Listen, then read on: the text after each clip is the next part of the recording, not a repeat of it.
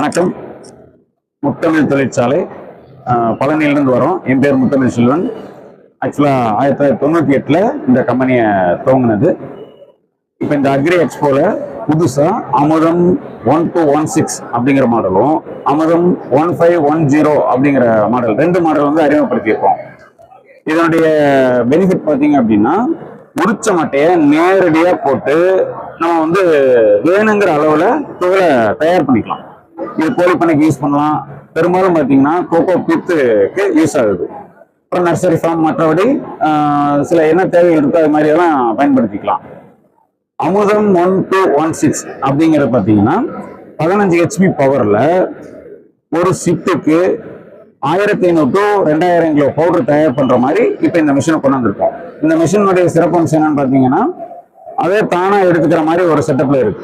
Auto பங்கர் சொல்றோம். இந்த சின்ன பங்கர் வச்சிருக்கோம். பங்கர்ல இருந்து கன்வேயர் மூலியமா உள்ள மெட்டீரியல் போகுது. அது தேவையான அளவுக்கு எடுத்துட்டு ரொம்ப அதிகமாக வந்து நிறுத்தி வச்சுக்கும். அப்போ எப்போ தேவையோ அது மாதிரி எடுத்துக்கும். இது ஒரு ஆட்டோ ஃபங்க்ஷன் அதில் நடந்துட்டு இருக்கு. இதனுடைய அவுட்புட் வந்து நம்ம இப்போ சிறுசாகவும் பெருசாகவும் வேணுங்கிற அளவுக்கு பண்ணிக்க முடியும். இந்த மாதிரி செட்டப்ஸில் இப்போ கொண்டு வந்திருக்கோம். இது தொழில் முறையாக பண்ணுறவங்களுக்கு ஒரு நல்ல ஒரு மிஷினாக அமைஞ்சிருக்கு. அதை பயன்படுத்திக்கலாம். இதே இதில் இன்னும் கொஞ்சம் பெருசாக வேணும் அப்படின்னு கேட்குறவங்களுக்காக தான் அமுதம் 1510 மாடல்.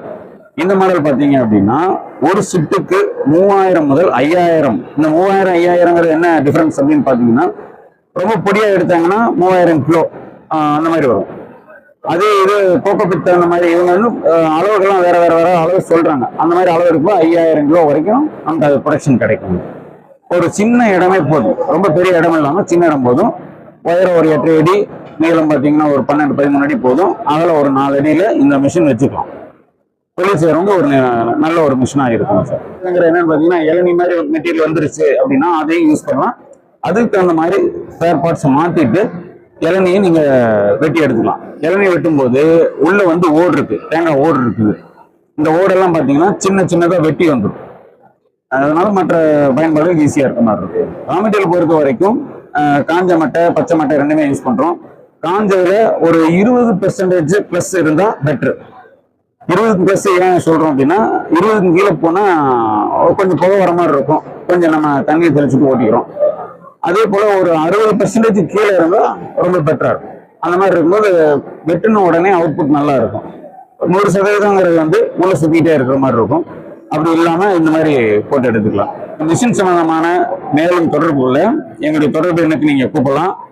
9842009606 9842109606 இந்த நம்பர் கூப்பிடுங்க. வேற ஏதாவது சந்தேகம் இருந்தாலும் நீங்கள் கேட்டுக்கலாம்.